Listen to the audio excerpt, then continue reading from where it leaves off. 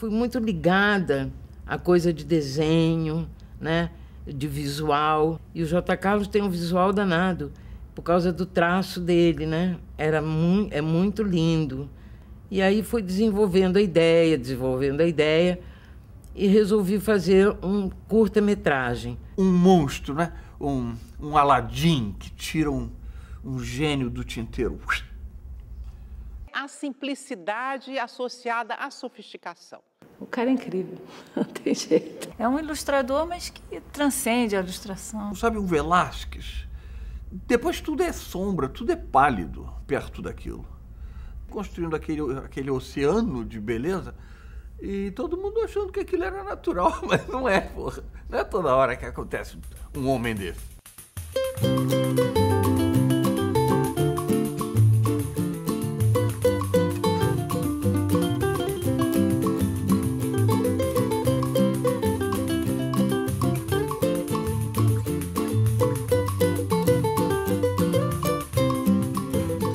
O pessoal acha que modernismo começa em 22. Isso é bobagem. É só ver a careta. É só ver a careta. Sobretudo para todos. Fonfon. É só ver, inclusive, a modernidade gráfica. Ele como diretor de design gráfico. Não tinha esse nome, é óbvio. O modernismo no Brasil era quase que uma coisa messiânica, entendeu? Era uma torre de marfim. Então você ou era ou você não era. E ele não dá a menor bola para isso. Ah, agora sim. Eu estava mal colocado. E, nesse sentido, os modernistas, no meu entender, tiveram uma visão tanto quanto equivocada do design da época, né? Porque, por exemplo, eles percebem a revista como uma coisa moderna, interessante, etc., só que eles não percebem que o potencial da revista está no alcance que ela tem, na tiragem.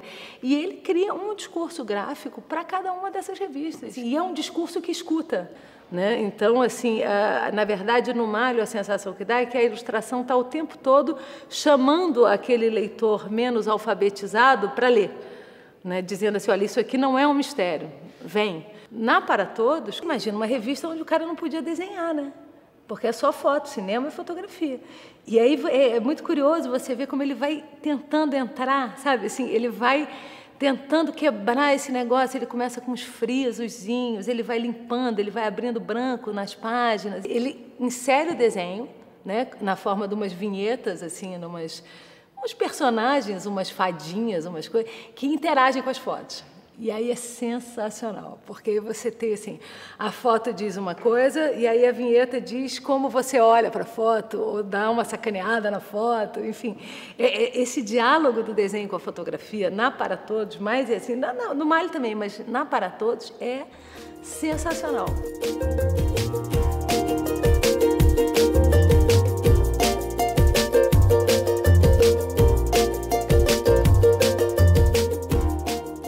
O que ele tem de novo mesmo é um talento excepcional para usar esses recursos gráficos, compondo com a página, usando os claros da página, o branco da página, trabalhando com um único traço, uma figura. E o imenso talento dele como artista gráfico, né? Ele não só fazia os tipos, mas ele compunha fundos, ele criava letras, ele enfim, usou aqueles recursos que as artes gráficas modernas do final do XIX, da nossa Belle Époque também, adotaram. Ele pensa a peça gráfica como um todo.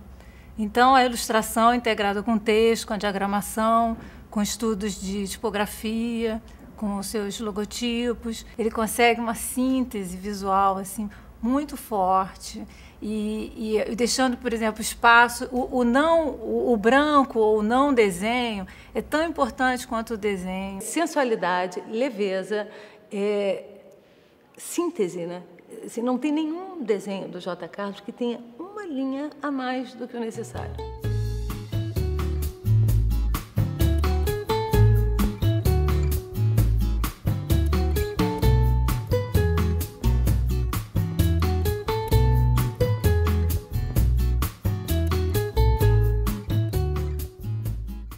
Texto texto-imagem para J. Carlos é visto de uma maneira muito integrada. Tem um desenho, por exemplo, que ele cria uma ilustração que percorre a página inteira, de baixo para cima. Então, ele entra dentro do texto. Então, ele quebra com aquele padrão de que texto, um boxezinho separado para depois encaixar a ilustração. Ele dá uma ideia de volume nas imagens que é fantástica. E ele faz isso assim, de milhões de formas. Você tem duas mulheres andando para a direita, né, saindo de uma missa. Ele transforma um fundo num círculo menor que a altura delas. E a sombra ele joga no papel. Então, assim, essa coisa de figura e fundo, ele tridimensionaliza a fotografia. O J. Carlos faz uma coisa que eu acho muito legal, que ele cria uma capitular que é moderna. Uma capitular é uma letra que tem um desenho diferente das letras do texto corrido e que é usada para abrir um capítulo. Ele tinha um lado no desenho do J. Carlos que é muito decorativo, né? É um desenho bonito, né? Talvez haja até uma certa resistência aos que veem a caricatura como uma arma, porque um desenho tão bonito jamais fere, né? Não chega a agredir.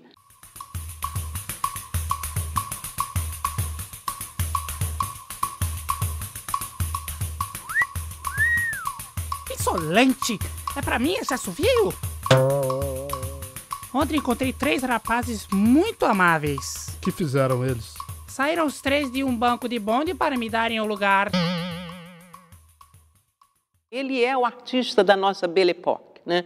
É quando a concepção do grafismo todo está se alterando no mundo inteiro, né? Muita coisa chega da Europa, muitas revistas francesas circulam por aqui. Essa influência, eu acho que ela está no ar. Aonde eu vejo a maior influência é o RT, sem a menor dúvida, né? Aquele traço, eu acho que é a coisa todo o traço do J. Carlos mais sofisticado, que ele explora muito na ilustração brasileira, em alguns desenhos, aquela Dama das Flores, aquilo. Você tem uma influência do RT, no meu entender, muito grande. Uma influência grande do Art Deco, um pouco do Art Nouveau, mas muito do Art Deco. Ele traz uma expressão singular, né? Muito forte. E as soluções gráficas que ele mostra assim, são extremamente inteligentes, extremamente contemporâneas. É um Art Deco absolutamente brasileiro. Então, assim, todos os elementos ornamentais, todas as frutas, as flores, é muito brasileiro. Eu acho que tem aí um tesouro.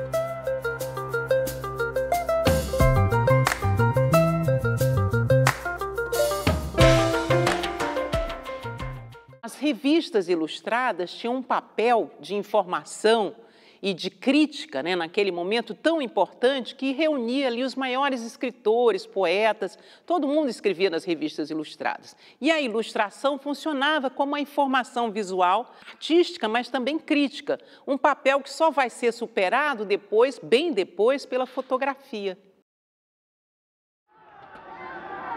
Como se chega a um acordo político?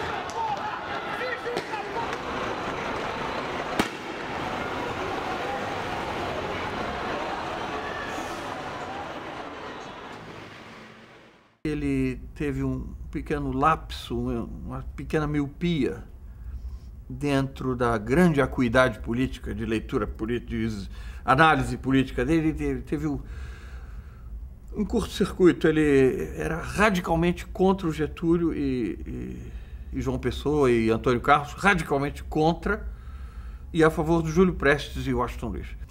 Mas ali ele se enganou. Ele torceu contra o Getúlio. Botou o Getúlio de sapo, esmagado, batráquio. Pô, o Getúlio ganhou a Revolução de 30, cara. Foram lá, tacaram fogo no Malho. Ele teve que se retrair. Foi trabalhar no O Jornal, que é o primeiro dos diários associados. E aí tá debaixo da asa do Chateaubriand, né? Que era amicíssimo do Getúlio. Desde o tempo que o Getúlio era ministro da Fazenda do Washington Luiz. O outro, visionário também, o Chateaubriand, já sabia que o Getúlio era o tal. E aí cobre também o Estado Novo, é vítima do Estado Novo, como toda a imprensa. Uma outra, enfim, a opinião passa em todos os poros da revista. Há uma capa que ele faz que é um político que está sentadinho assim, conversando com a anistia. né? E aí a Anistia é uma anjinha linda, assim, mas é aquela coisa mais a croquet, deliciosa, assim, angelical, né? Então, assim, a opinião também está dada ali, né? A pátria dele sempre é uma mulher, assim, é uma mulher que é sensual e maternal ao mesmo tempo, né? Ele tem muito, assim, uma mulher bonitona que o peito aparece um pouco e ela amamenta, sempre uma coisa assim voluptuosa.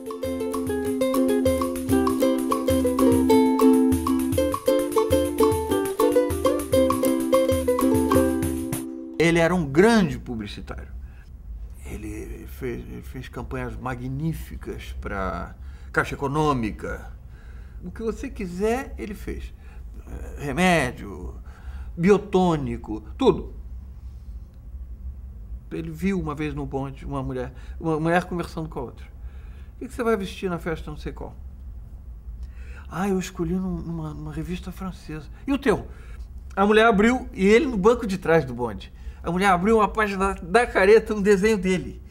Era o modelo que a mulher ia vestir, ele tinha desenhado na revista. Isso é sensacional. No tempo que as mulheres se vestiam como colchões amarrados, né? As dele são sílfides, são vaporosas, são maravilhosas.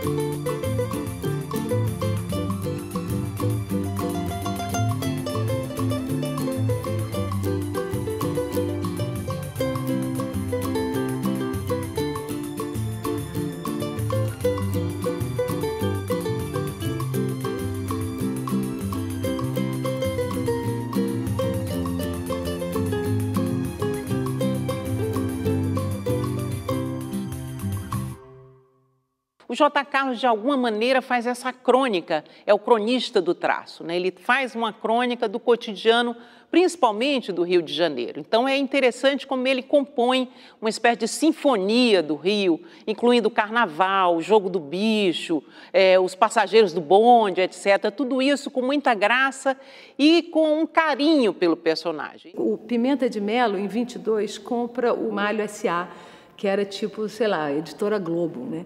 E aí ele chama, assim, o J. Carlos estava começando a aparecer, já tinha um nome na careta, já era um ilustrador reconhecido, e ele pega o J. para fazer a direção de arte de todas as revistas. Então, assim, olha a oportunidade extraordinária que esse cara tem. Ele tem 3 públicos-alvos completamente diferentes, né? 2 revistas semanais que circulam no Brasil inteiro e no exterior, e essa 3ª revista mensal. Então, assim, uma mais para um público masculino, outra mais para um público feminino e outra para um público TFP, né, para aquela família mais careta.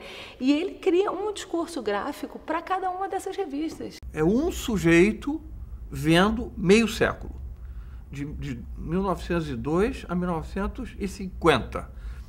Ali você tem o advento do elevador, portanto, do edifício, do automóvel, da televisão, do cinema, do telefone, da energia elétrica para iluminar e do gás para cozinhar. Tudo é ali, rapaz. Tudo é ali. Tudo que aconteceu com a cidade, o transporte, o bonde, o ônibus. É inacreditável como ele escaneia isso.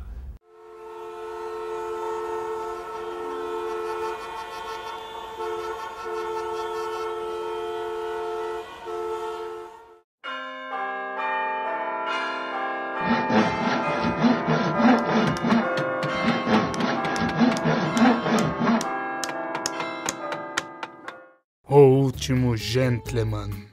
Aqui, minha senhora. Aqui sobre o engate. Muito obrigada. O senhor é um cavalheiro. Que é isso? Estás vendendo ferro velho?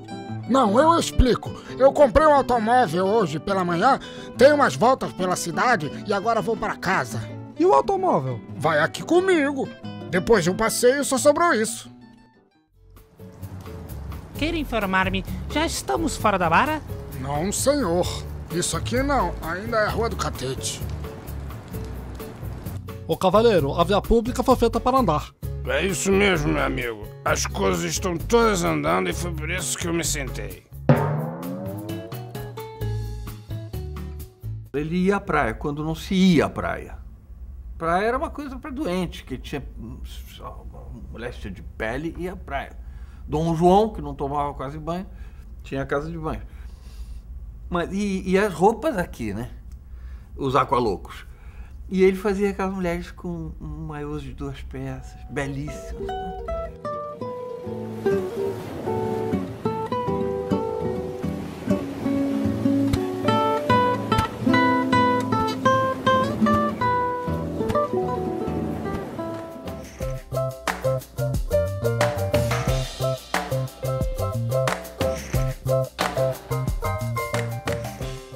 A Melindrosa, por exemplo, né?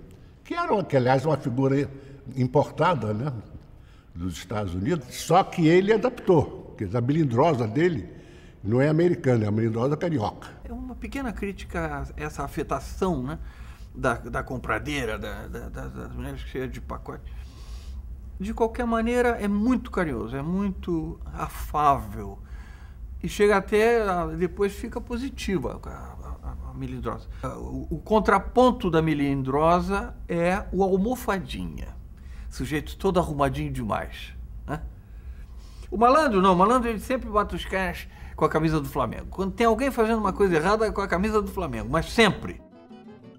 Agora vocês vão explicar a procedência desses objetos. Por não, seu doutor. Recolhemos em casa de família muito distinta, cuja honestidade está acima de qualquer suspeita. E as referências ao Vasco são numerosíssimas. Quando o Vasco está construindo São Januário e o Diabo a 4. No início do século XX, o futebol era um esporte para ricos e estrangeiros. Se você olhar a escalação dos clubes, tem muito nome estrangeiro. Ingleses jogavam muito. E ricos, né? Famílias tradicionais e tal. O Vasco só veio a participar do futebol, de entrar na primeira divisão, na divisão principal, em 1923.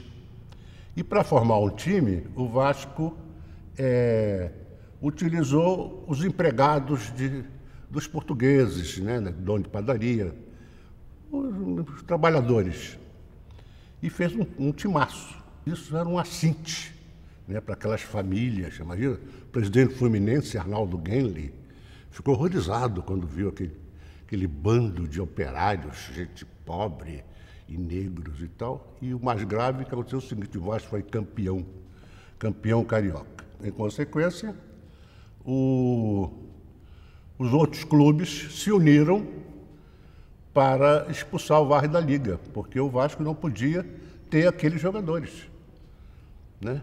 Operários e negros. E articularam lá uma série de exigências, e uma delas era a expulsão desses jogadores. E o presidente do Vasco, chamava-se Augusto Prestes, português, respondeu com uma carta ao Arnaldo Genli. Ele diz em todas as letras: se o preço da permanência do Vasco na Liga for a expulsão dos seus jogadores negros e humildes, o Vasco prefere não participar da Liga. A palavra torcer, torcida, torcedor foi inventada no Campeonato de 19, o primeiro título de importância que o Brasil ganhou. O Campeonato de 19 sul-americano que nós ganhamos aqui em Laranjeira, na Álvaro Chaves. E as mulheres se retorcendo, os homens se enterrando o chapéu, aquela coisa. E ele é o cronista disso, ele é o plasmador disso.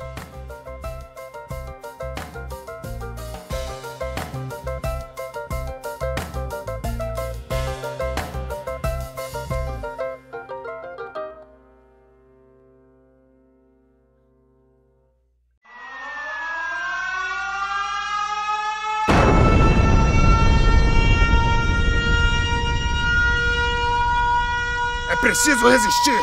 Resistiremos até o penúltimo homem!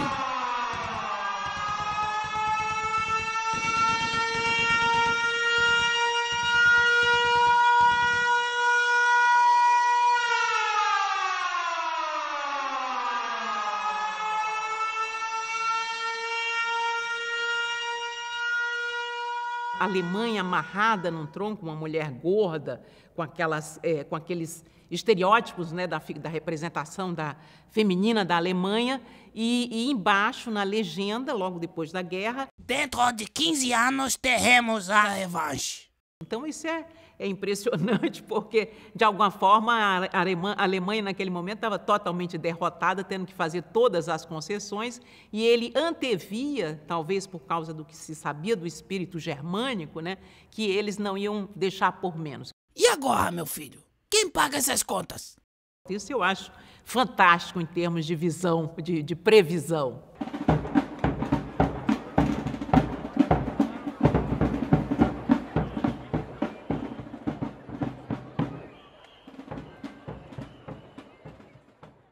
O Walt Disney veio ao Rio de Janeiro, houve um grande jantar para ele, foram convidados todos os artistas importantes que apresentaram seus desenhos, etc. O Walt Disney passou em revista aquela meia exposição, junto com Oswaldo Aranha, e ficou particularmente encantado com os desenhos do J. Carlos. Chamou a equipe dele toda de fotógrafos, aí E aí, um ano depois, no máximo, apareceu o Zé Carioca, baseado no papagaio do J. Carlos. Consta que teria mesmo convidado o J. Carlos para ir trabalhar com ele nos seus estúdios, nos estúdios Disney. O J. Carlos não aceitou. Tempos depois, segundo os filhos dele, eu vi o esboço do desenho que mandou, ele teria enviado para os Estados Unidos um desenho de um papagaio vestido com o uniforme da FEB, abraçado com um Pato Donald com o uniforme dos Marines americanos. E aí você tem aquela famosa capa da careta, o papagaio fazendo as malas para ir para Hollywood. Esse papagaio vai ser um sucesso de bilheteria, fotogênico, orador e, sobretudo, impróprio para menores.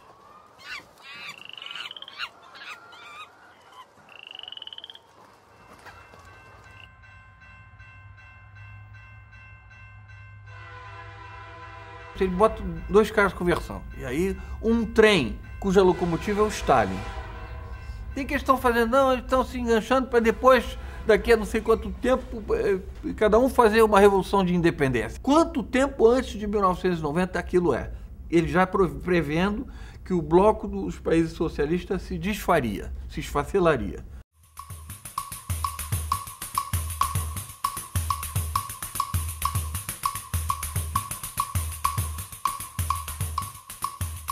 Adeus, cérebro privilegiado. Até quarta-feira de cinzas.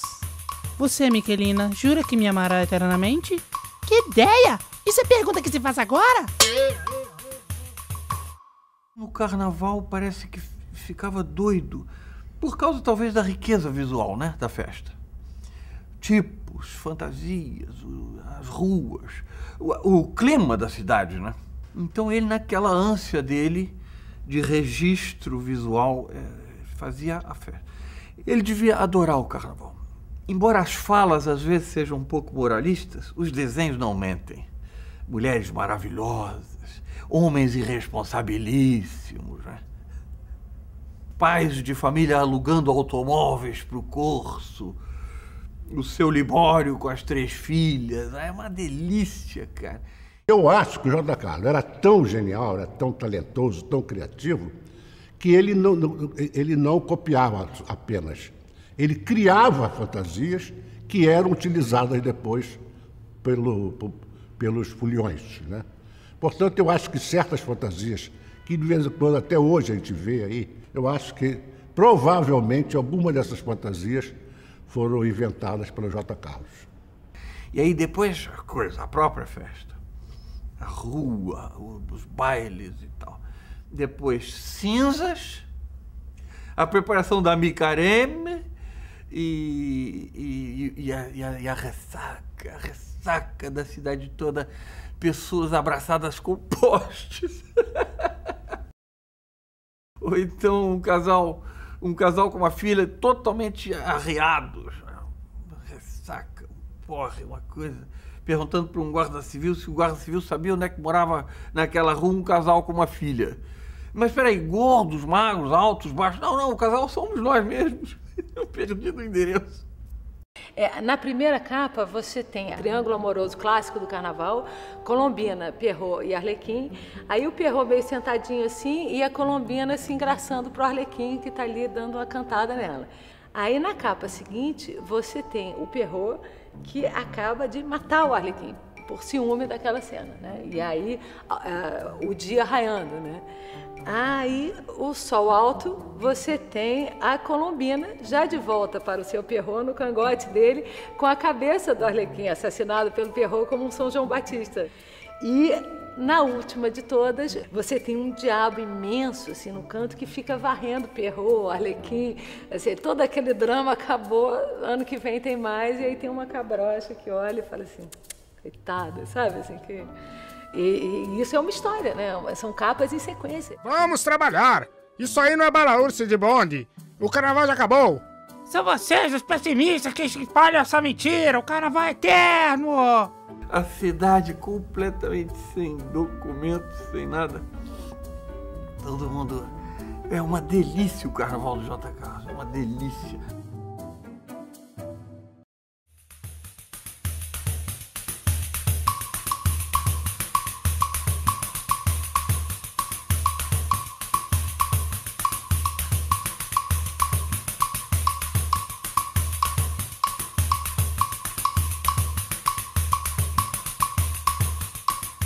O J. Carlos era uma pessoa de classe média, de uma família bem situada e que criou os seus 5 filhos a partir do seu trabalho.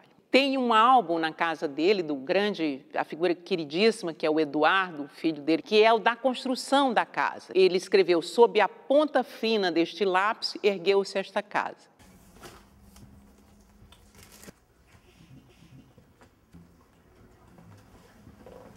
É com grande orgulho que eu sou filho de J. Carlos. Era uma pessoa que fazia a graça, mas estava sempre de cara fechada. A gente não entende isso. O papai morreu em 2 de outubro de 1950. Uma semana depois, talvez uma semana depois, eu e meu irmão foram na redação da Careta, ali na rua Frei Caneca. Lá nós encontramos uma caixa com muitos desenhos, vários desenhos. Mas nós ficamos um pouco acanhados, porque ele disse, você pode levar todos os desenhos. E nós ficamos sem jeito, então levamos uma grande quantidade de desenhos. Mas não todos? Hein? Não todos? Não todos, não todos, não todos. Ficamos retraídos, viu, o Carlos? Eu estava com meu pai e minha irmã no Café Nice, para ver o Zeppelin que ia chegar, chegou de noite. Meu pai era de uma correção fora de série. Todo mundo levantou das mesas do café para ver o Zeppelin. Eu acho que meu pai foi a única pessoa, primeiro foi pagar no caixa e depois foi ver o Zeppelin. Quando ele morreu, demorou 2 semanas para dar notícia ao público. Morreu o J. Carlos. Ficou todo mundo assim, porque parecia normal ter um gênio na redação, né? Estava acostumado, 50, 48 anos o cara ali circulando, conversando com todo mundo. Aí é que se viu o tamanho da perda, quando faltou. Não conhecia a obra de J. Carlos. Aceitei fazer esse filme convidado por Norma Bengel. Descobri um dos maiores artistas do século XX. Desenhista, caricaturista, designer, pensador, político e sociólogo. Seu legado é fundamental para a arte e a cultura brasileiras. Norma faleceu em outubro de 2013, sem ter assistido esse filme. Obrigado, Norma, por ter me apresentado a J. Carlos. Esse filme é seu.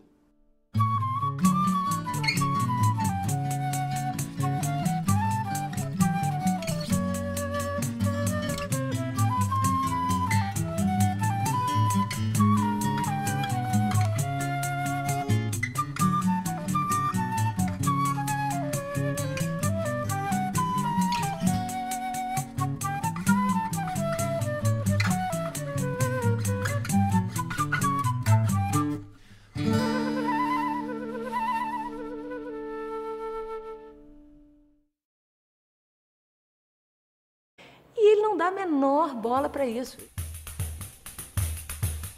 Ah, agora sim. Eu estava mal colocado.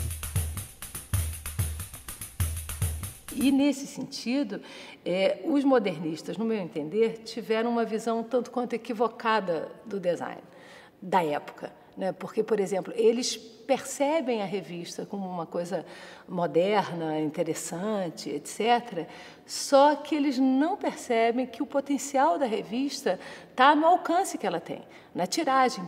E ele cria um discurso gráfico para cada uma dessas revistas. E é um discurso que escuta, né? Então, assim, na verdade, no Malho, a sensação que dá é que a ilustração está o tempo todo chamando aquele leitor menos alfabetizado para ler, né? Dizendo assim, olha, isso aqui não é um mistério, vem. Na Para Todos, imagina uma revista onde o cara não podia desenhar, né? Porque é só foto, cinema e fotografia. E aí é muito curioso você ver como ele vai tentando entrar, sabe? Assim, ele vai tentando quebrar esse negócio, ele começa com uns frisozinhos, ele vai limpando, ele vai abrindo branco nas páginas. Ele insere o desenho, né, na forma de umas vinhetas, assim, uns personagens, umas fadinhas, umas coisas, que interagem com as fotos. E aí é sensacional, porque você tem, assim, a foto diz uma coisa e aí a vinheta diz como você olha para a foto, ou dá uma sacaneada na foto, enfim. Esse diálogo do desenho com a fotografia, na Para Todos, mas assim, no Malho também, mas na Para Todos, é sensacional.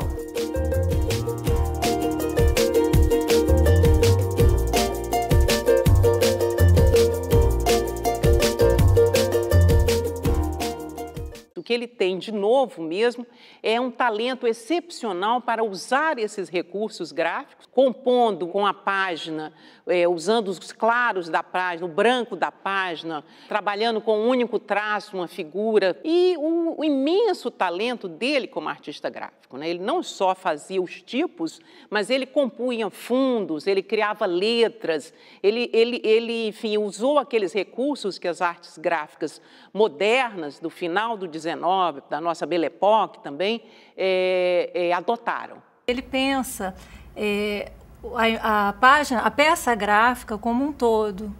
Então, a ilustração integrada com texto, com a diagramação, com estudos de tipografia, com os seus logotipos. Ele consegue uma síntese visual assim, muito forte.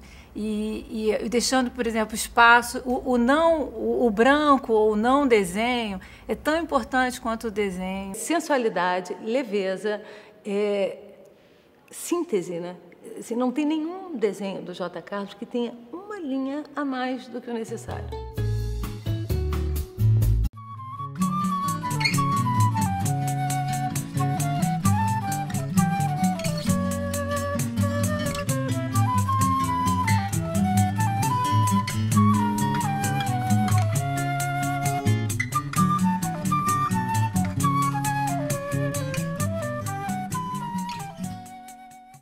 Fui muito ligada à coisa de desenho, né, de visual. E o J. Carlos tem um visual danado, por causa do traço dele, né? É muito lindo.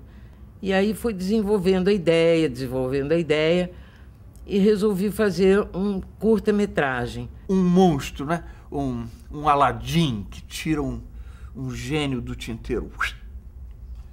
A simplicidade associada à sofisticação. O cara é incrível, não tem jeito. É um ilustrador, mas que transcende a ilustração. Sabe um Velázquez? Depois tudo é sombra, tudo é pálido perto daquilo. Construindo aquele oceano de beleza e todo mundo achando que aquilo era natural, mas não é, porra. Não é toda hora que acontece um homem desse.